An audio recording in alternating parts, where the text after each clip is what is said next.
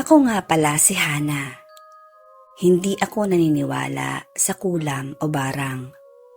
Subalit isang araw, habang nakahiga ako sa kama, ay bigla akong napabaluktot sa sakit ng aking tiyan. Parang may bumabaluktot na bakal sa loob ng tiyan ko. Parang may gumagalaw. Hindi normal na kirot. Hindi parang kabag o simpleng pananakit lamang. Napaluhod na lang ako sa sahig at nanginginig. At sa gitna ng sakit na yon, isang bagay ang pumasok sa isipan ko. Kinukulam ako. Kinabukasan nga ay nagpunta ako sa doktor. Pinatingnan ko lahat, x-ray, ultrasound at blood test ko. Subalit wala silang nakita. Normal lang daw ang sabi ng doktor at baka stress lang daw ako. Pero alam kong hindi ako stress. Alam kong may mali. Dahil sa sumunod na gabi ay mas lalong lumala ang nararamdaman ko. Hindi lang siya basta sakit. Parang may bumabangga mula sa loob ng tiyan ko. At nung tumingin nga ako sa salamin, parang may mga kamay na dumikit sa loob ng tiyan ko. Dinala nga ako ni Mama kinabukasan sa isang albularyo. Pagpasok pa lang namin sa bahay niya, ay bigla nang lumamig ang pakiramdam ko. Pinahiga ako ng albularyo sa banig. Tinakpan ng puting tela at hinipan ang tuktok ng ulo ko. Pagkatapos ay bigla niyang sinuntok ng mahina ang tiyan ko. May hinugot siya mula sa bibig ko. Nang tingnan ko iyon, ay muntik na akong mapasuka sa nakita ko. Isang buhok na kumpul-kumpol. Mahabang buhok, basa at madikit. Parang galing sa loob ng tiyan ko. Biglang napaatras si Mama. May sumusumpa sa'yo, iha, ang sabi ng albularyo. Subalit ang tanong ko, sino? Wala akong kaaway. Wala akong ginawa ng masama ng kahit kanino.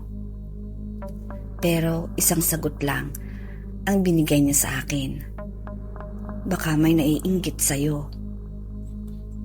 Pinayuhan naman ako ng albularyo na magdasal bago matulog at maglagay ng asin sa ilalim ng unan. At ginawa ko naman iyon. Pero ng gabing iyon ay nanaginip ako. Isang babae ang nakita ko.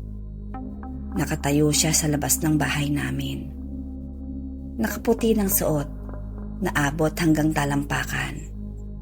Nakalugay ang mahaba niyang buhok. Hindi ko maaninag ang kanyang mukha. Subalit sa panaginip ko, may binulong siya. Hindi mo ako kilala, pero alam kong kilala mo ako. At bigla na lang akong nagising. Naghanap ako ng tubig at nanginginig ako sa takot. Pagtingin ko sa cellphone ko, ay may bagong mensahe mula sa hindi ko kilalang numero. Walang pangalan at walang introduction. Isa lamang ang laman ng mensahe. Huwag mong hanapin kung sino ako. Hindi ko pa rin alam kung sino ang gumagawa sa akin noon. Pero simula ng huling bisita namin sa albularyo, ay humupa na rin ang sakit ng tiyan ko.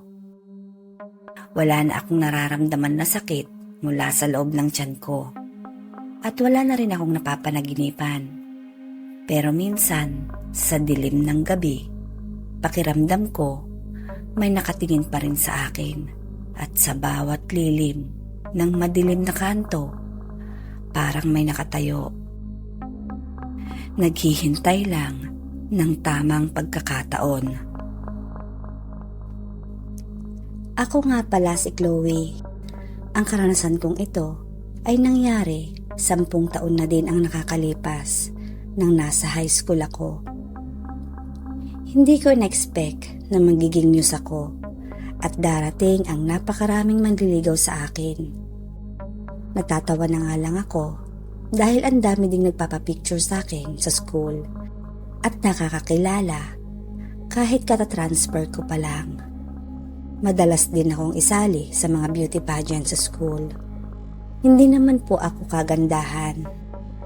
Sa dami ng nanliligaw sa akin ng mga panahon na yon, ay merong isang tao na hanggang ngayon ay may espesyal na puwang sa puso ko. Ang pangalan niya ay Francis. Kung ano si Francis ay kabaliktaran ko naman. Sobrang layo talaga namin sa lahat ng bagay. Kung ako ay masipag at focus sa pag-aaral, siya naman ay absenero at walang pakialam sa academics status niya. Sabi din nila, marami ang natutuwa at nagagandahan sa itsura ko. Sa kanya naman ay madaming naiinis at nanlalait dahil hindi daw siya kagwapuhan at palaaway pa. Palakaibigan naman ako at siya naman ay laging nasasangkot sa mga rambol. Pero madami din naman siyang kaibigan. Tuwing pumapasok siya, ay wala siyang ibang tinatambihan kung hindi ako lang. Pinapaalis niya palagi yung nasa tabi ko. Wala kaming ginawa kundi magkwentuhan. Palagi siyang nagpapatawa. Minsan ay hinahatid din niya ako sa bahay namin. At binibilhan ng pagkain kapag break time namin. Andyan naman yung papaypayan ka sa room at bubuhatin ang mga gamit mo. Aantayin ka sa pag-uwi kapag cleaners ka. Pinaka hindi ko malilimutan yung pagtatanggol niya palagi sa akin kapag nga may nagbabalak manakit sa akin. Madami akong kaibigan ng mga panahon na yon. Pero madami din ang naiinis sa akin na mga gangster sa school. Hindi ko lang alam kung ano ang dahilan nila. Nakipagsuntukan na din siya para sa akin. Mga ganoong bagay. Dahil nga lagi kaming magkasama, kahit maraming teachers ang naiinis sa kanya. Alam na sa room na nanliligaw siya sa akin. Masaya ako sa tuwing magkasama kami. Kaya lang, hindi ko din alam sa sarili ko na ayaw kong mag-boyfriend ng siga, palaaway at parang walang pangarap sa buhay. Kaya sa kalagitnaan pa lang ng school year ay tinapat ko na siya na wala akong balak mag-boyfriend pa. Subalit nagpatuloy pa rin siya sa panliligaw at mas lalong nag-effort. Andun yung lagi siyang pumapasok. Hindi na siya nakikipag-away. Wala na kaming nababalitaan. Gumagawa na din siya ng mga takdang aralin at hindi na siya masyadong napapagalitan ng mga subject teachers namin. Kaya hinayaan na lang nila na palaging tumabi sa akin si Francis. Pero dahil wala talaga akong balak sagutin siya at inamin ko sa kanya yon sa ikalawang pagkakataon. Doon na siya nag-umpisang lumayo. Bumalik na siya sa pagiging absenero niya at pagkakating ng mga klases. Kung pumasok man siya, sa iba na siya tumatabi. Minsan, sa mga tropa niya sa likod. Minsan naman, sa sekretary namin sa room na maganda talaga. Nasaktan ako noong una. Namiss ko siya, pero hinayaan ko na lang din. Dahil bata pa kami ng mga panahon na yon at ayoko pa talagang mag-boyfriend. Natapos ang school year. Nalaman kong nag-open high siya kung saan parang minsan na lang siya kung pumasok kaya hindi na kami masyadong nagkikita. Pag nagkakasalubong naman kami sa school, lagi niya akong iniiwasan. Kung minsan ay tititigan lang niya ako at aalis na siya. Mga ganong eksena. Minsan naman, nahuhuli ko siyang nakatitig pa rin sa akin. Tapos, sabay iwas ng tingin. Hindi ko alam kung ano bang iniisip niya.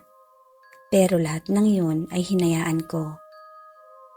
Madalas ko din siyang nakikita sa tapat ng bahay namin. Computer shop kasi sa tapat ng bahay, kaya nakatambay sila kasama ang mga barkada niya ng 10 oras ng gabi. Huling pagkakataon na nagkausap kami sa personal, yung lumabas ako ng bahay para magpa-load. Mga alas 10 na yon ng hating gabi. Nagpaalam ako kay mama dahil hindi naman kalayuan ang tindahan at matao pa sa labas. Pakiramdam ko ay may sumusunod sa akin, pero hindi naman ako nagkamali.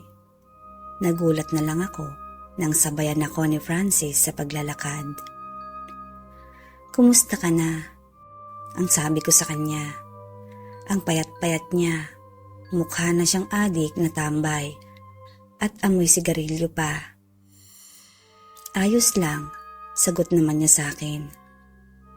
"Huwag ka nang lalabas ng ganitong oras dahil hindi safe," ang sabi niyang muli sa akin. "Lalo na at hindi ako palaging nakabantay sa'yo. At binabantayan kita kahit hindi naman kita pinapansin." Muli niyang saad sa akin. "Kaya pala naging officially tambay ka na sa shop ni Kuya R?" ang tanong ko sa kanya.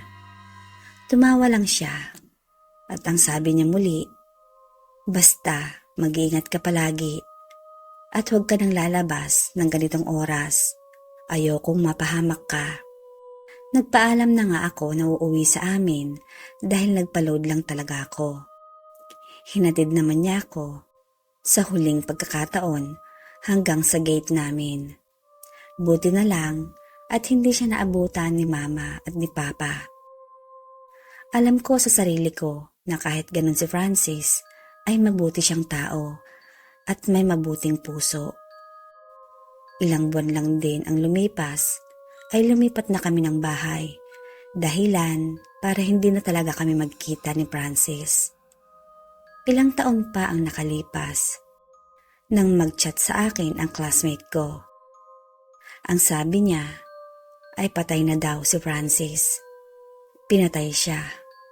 Pinagbabaril daw siya ng hindi kilalang riders. Dahil nga nagtutulak daw siya ng ipinagbabawal na gamot. Nabalitaan din yon sa newspaper. Parang biglang huminto ang pag-ikot ng mundo ko. Natulala ako at napatulo na lang ang luha ko. Hindi lang kasi siya manliligaw para sa akin. Parang boyfriend ko na kasi siya at turing ko sa kanya ay best friend na rin. Buong araw ko siyang inisip. Hanggang umabot ng alas 4 ng madaling araw, doon na ako nakatulog. At doon ko na rin siya napanaginipan. Sa panaginip ko, nakita ko siyang nakabarong, pero buhay na buhay siya at nakangiti sa akin. Madilim ang paligid, subalit siya ay nagliliwanag. Kitang-kita ko siya. Alam ko na napatay na, kaya hindi ko alam ang mararamdaman ko. "Di ba patay ka na?" ang sabi ko sa kanya. Hindi siya sumagot, pero inabot niya ang 2 kamay niya na para bang gusto niya akong yakapin. Pero dahil natakot nga ako, nagdesisyon akong tumakbo palayo sa kanya. Pero para niya akong hinahabol. Nakangiti pa rin siya at yung mga kamay niya ay walang pinagbago. Nakaganon pa rin. Nakataas na animoy gusto niya akong yakapin. Pero mas natakot ako dahil hindi siya tumatakbo. Nakalutang lang siya.